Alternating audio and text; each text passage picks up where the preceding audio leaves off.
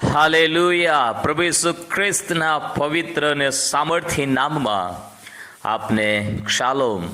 પ્રભુ આપને આશીર્વાદિત કરો. પ્રભુ તમારું તેમજ તમારા કુટુંબનું કલ્યાણ કરો. પરમેશ્વર તમને આશીર્વાદિત કરો. આજનું મનન માથીની લખેલું સુવાર્તા તેનો 8મો અધ્યાય અને 1 થી 4 કલમમાંથી લેવામાં આવ્યું છે.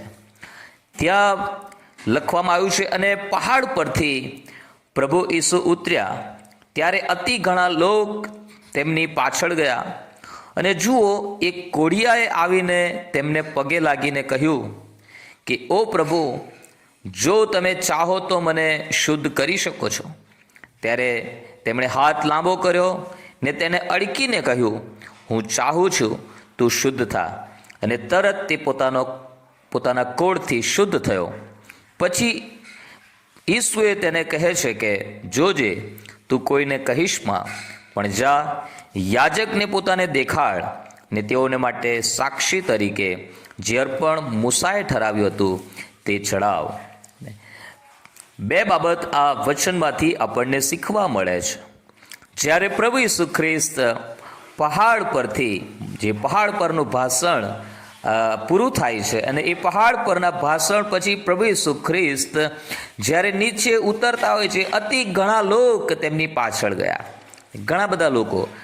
પણ તેમાંથી એક વ્યક્તિ વિશે વિશેષ નોંધ લેવામાં આવી, અને એ વ્યક્તિ છે એક કોઢિયો વ્યક્તિ.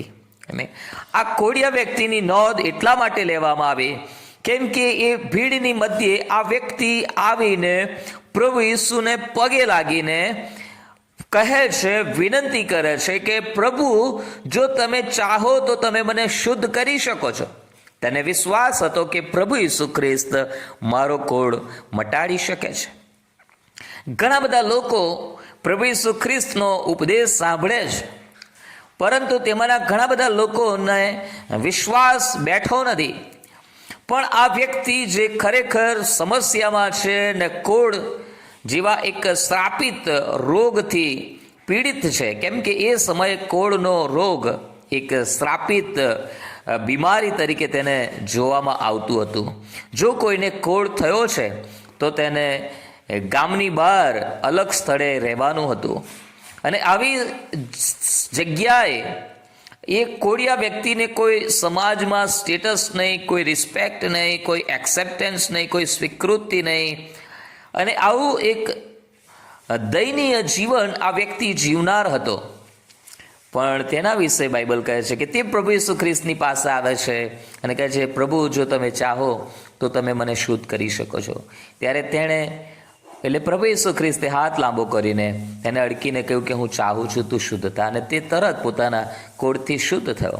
પહેલી બાબત આપણે શીખીએ છીએ એ તો એ છે કે આપણે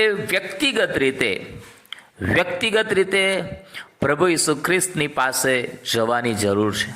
ઘણી બધી વખત લોકો પોતાની ચિંતાઓ માટે, પોતાની જરૂરિયાતો માટે, પોતાની સમસ્યાઓને માટે પ્રભુના સેવકોને વારંવાર કહેતા હોય છે કે તમે પ્રાર્થના કરજો, પ્રાર્થના કરજો, પ્રાર્થના કરજો. પ્રભુના સેવકોનો ડાઉટ તેઓ યાદ રાખીને પ્રાર્થના કરતા હોય છે. પણ ઘણી બધી વખત તેમની પાસે ઘણા બધા વિષયો આવતા જાય, અને જે જૂના વિષયો હોય એ ભૂલાતા જતા હોય.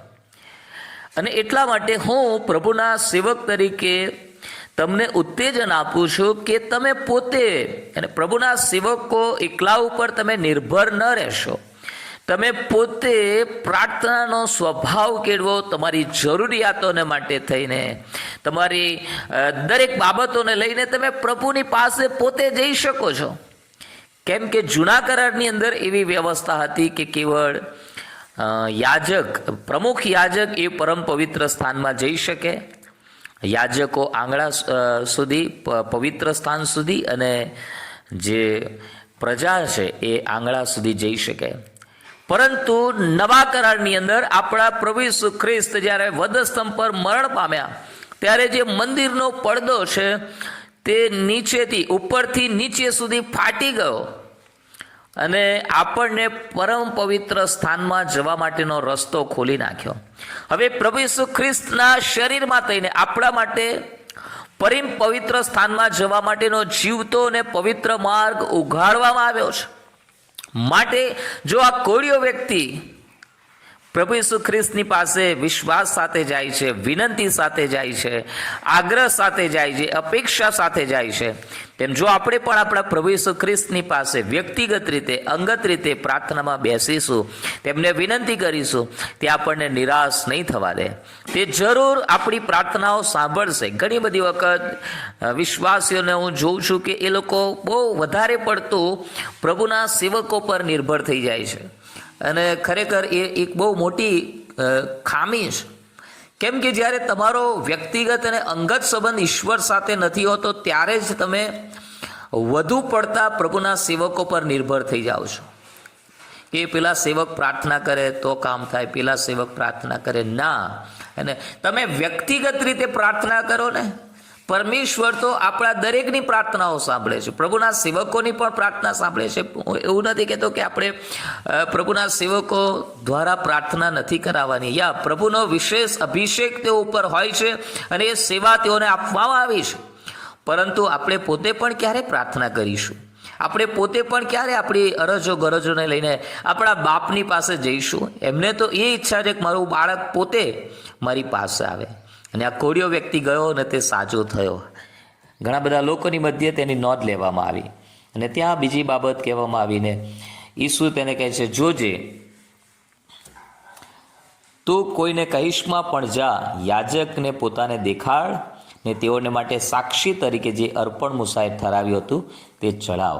અને સાજાપણું પ્રાપ્ત કર્યા પછીથી પ્રભુ ઈસુ ખ્રિસ્ત તેને આજ્ઞા કરે છે કે યાજકને દેખાડ અને જે અર્પણ મૂસાએ સાજાપણું પ્રાપ્ત કર્યા પછીથી ઠરાવ્યું છે એ ચડાવો. અને ઘણી બધી વખત લોકો પ્રાર્થનાના પ્રત્યુત્તર મળી જાય પછીથી તેઓ પ્રભુને ભૂલી જતા હોય છે. અને પ્રભુના સેવકોને પણ ઘણીવાર લોકો ભૂલી જતા હોય છે.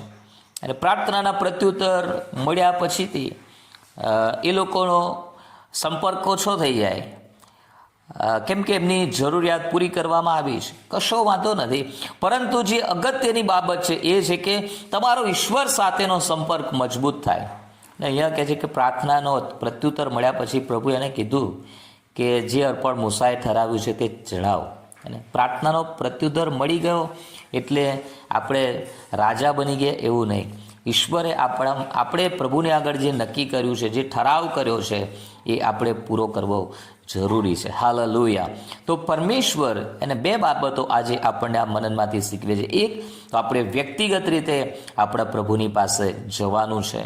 બીજી બાબત કે આપણા ઈશ્વર જ્યારે આપણી પ્રાર્થનાઓનો પ્રત્યુત્તરો આપે છે ત્યારે આપણે વધારે સમર્પણ સાથે તેમનામાં જીવન જીવવાનું છે અને પ્રભુને મહિમા આપવાનો છે. પ્રભુ આ વચનો સમજવાને માટે આપણ સર્વને પુષ્કળ કૃપા આપો. જેમ પરમેશ્વરે આ કોળિયા વ્યક્તિનો, પ્રભુ ઈસુ ખ્રિસ્તે આ કોળિયા વ્યક્તિનો કોડ મટાડ્યો, મારી પ્રાર્થના છે કે તમે જે તે સમસ્યાઓમાં હોવ, પ્રભુ ઈસુના નામમાં તમે એ સમસ્યાઓમાંથી બહાર આવી રહ્યા છો. પ્રભુ ઈસુના નામમાં તમારી બીમારીમાંથી તમે સાજાપણું પામી રહ્યા છો. પ્રભુ ઈસુના નામમાં તમારી આર્થિક જરૂરિયાતો પૂરી થવા જઈ રહી છે. પ્રભુ ઈસુના નામમાં તમારા બાળકો સફળ અને સમૃદ્ધ થવા જઈ રહ્યા છે. હાલેલુયા. તમારા વિરુદ્ધમાં જે પણ બાબતો કામ કરતી હોય એને પ્રભુ ઈસુ ખ્રિસ્તના નામમાં રદબાતલ કરવામાં આવો અને પ્રભુ ઈસુ ખ્રિસ્તનો આશીર્વાદ તમારા પર ઠરી રહો, એ મારી પ્રાર્થના છે. God bless you. હવે